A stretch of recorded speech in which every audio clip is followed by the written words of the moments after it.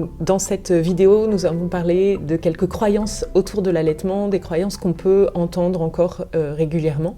La première croyance que je voulais aborder, c'est le lien entre la taille de la poitrine et la capacité d'allaiter d'une maman. En fait, il n'y a pas de lien direct parce que la taille de la poitrine d'une femme allaitante dépend essentiellement de la masse graisseuse de sa poitrine et pas du tout de la taille des alvéoles ou de la capacité de stockage du sein. Donc on peut avoir des femmes avec des fortes poitrines qui ont une faible capacité de stockage de lait et qui vont devoir allaiter par exemple très fréquemment leur bébé, et d'autres femmes avec des petites poitrines qui vont pouvoir sans aucune difficulté avoir un allaitement long et espacer les tétés. Donc il n'y a pas de corrélation entre la taille de la poitrine qui dépend essentiellement de la graisse, de la densité de masse graisseuse dans la poitrine.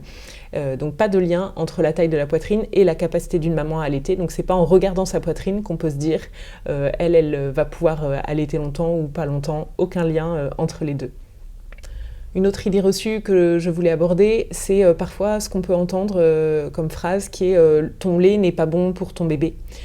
Ton lait ne suffit pas à la croissance de ton bébé, il réclame encore, regarde, il a faim.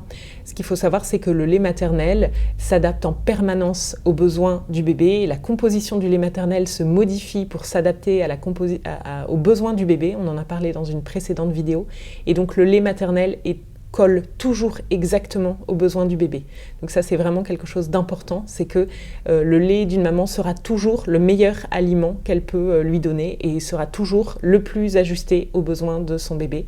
Donc il n'y a pas de lait qui n'est pas suffisamment bon. Il y a des allaitements qui sont parfois mal conduits par méconnaissance ou par manque d'accompagnement, mais le lait maternel restera toujours un aliment de choix et de qualité pour le bébé, quels que soient les défis du bébé. Et enfin, une dernière idée reçue que je voulais aborder ici, c'est l'idée qu'au moment où la maman ne souhaite plus allaiter son bébé, on peut entendre des discours comme « arrête d'allaiter et tu n'auras plus de lait. Passe ton bébé au biberon et puis en quelques jours, tu n'as plus de lait. » Alors ça, c'est pas tout à fait faux, mais c'est pas tout à fait juste. C'est qu'en fait, on ne peut pas... si la maman arrête en mode on-off, j'allaitais mon bébé de manière régulière et puis j'arrête de l'allaiter du jour au lendemain et du coup, ma production va s'arrêter. C'est vrai, sauf qu'en fait, la maman va passer par une phase extrêmement douloureuse où en fait, le corps va continuer au début à produire du lait et donc la maman risque un engorgement, voire une mastite, et donc qui peuvent être douloureux pour elle.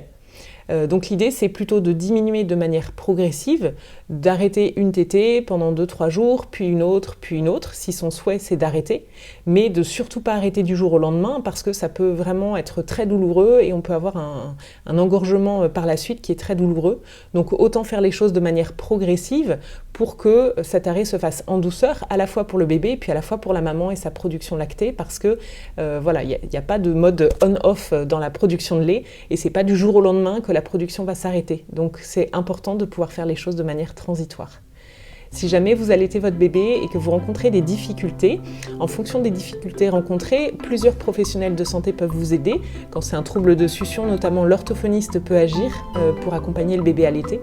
Mais en première intention, c'est important d'en référer au médecin qui vous enverra vers une consultante en lactation pour pouvoir évaluer la situation de manière globale et pour pouvoir vous conseiller au mieux dans l'allaitement de votre bébé.